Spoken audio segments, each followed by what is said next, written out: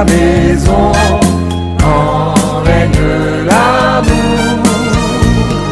La joie est dans chaque son, quand règne l'amour. C'est la paix, la bonne humeur, le véritable bonheur. Le temps passe avec douceur, quand règne l'amour. Au foyer, chaque jour, le temps passe avec douceur, quand règne l'amour. Bien-aimés amis des ondes, bonjour ou bonsoir. Notre causerie a pour titre « À qui la responsabilité, parents ou enfants ?» Que le Seigneur nous visite par son Esprit Saint afin que nous puissions comprendre sa parole. Amen. Amen.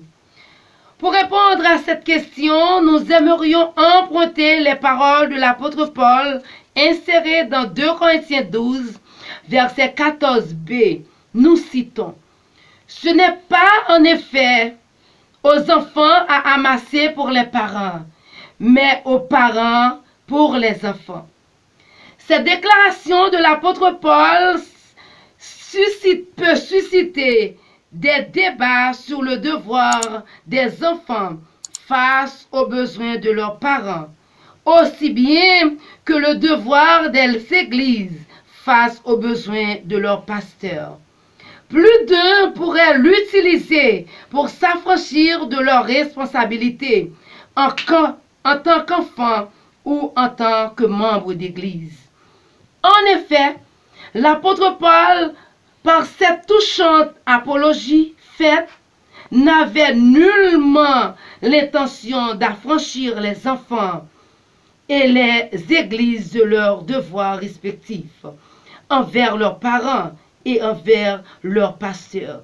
D'ailleurs, dans 1 Timothée 5, verset 8, il va très loin pour dire: si quelqu'un n'a pas soin des siens, et principalement de ceux de sa famille, il a renié la foi et il est pire qu'un infidèle. Par conséquent, qui va au ciel? Notre famille se décharge-t-elle de ses responsabilités? N'êtes-vous pas infidèles? Ce sont là tant de questions que nous devons nous poser face à ce dilemme familial.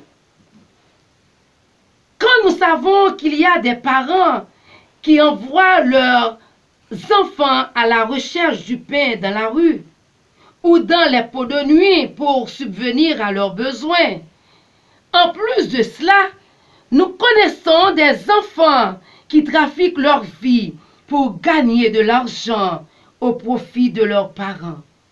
Chers parents, vous allez rendre compte de la gestion de votre famille. Qui donne naissance à un enfant doit pouvoir le nourrir, dit-on souvent. S'il est vrai que Paul, à travers son apologie, ne voulait pas dédouaner les enfants de leurs responsabilités, mais la déclaration en elle-même cache certaines vérités.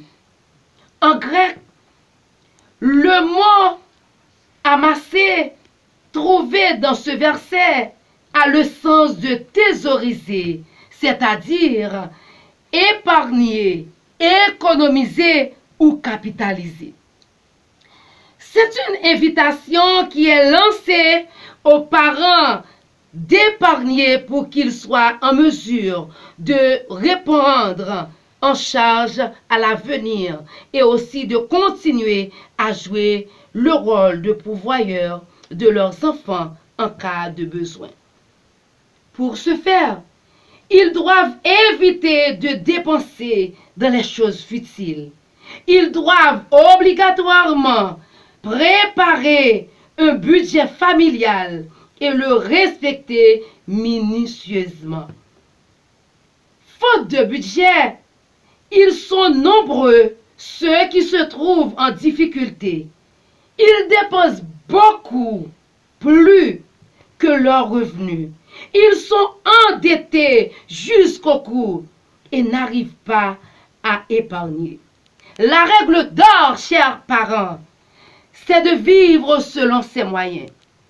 La servante du Seigneur, Ellen G. White, beaucoup de gens se sont pas habitués à vivre de manière à pouvoir maintenir leurs dépenses dans la limite de leurs revenus. Ils n'apprennent pas à s'adapter aux circonstances. Ils empruntent sans discontinuer et sont bientôt écrasés de dettes et par conséquent se découragent et se démoralisent. Conseil à l'économe, chapitre 48, page 255. Aussi, certains parents dépensent beaucoup plus pour leurs enfants, sans dette même parfois, et espérant que ces derniers les prendront en charge en retour. Il oublie que les enfants à l'avenir auront leurs propres responsabilités et malgré leur bonne volonté. Dans bien des cas, il leur sera difficile, voire impossible, de les aider convenablement. Tout en répondant aux obligations familiales selon les vœux du Seigneur, il est tout aussi légitime que les parents préparent leur retraite pour qu'ils ne soient pas une charge pour les enfants. Que le Père nous apprenne à bien administrer notre famille et à prendre à cœur nos responsabilités vis-à-vis de nos enfants. Amen. Amen. Vers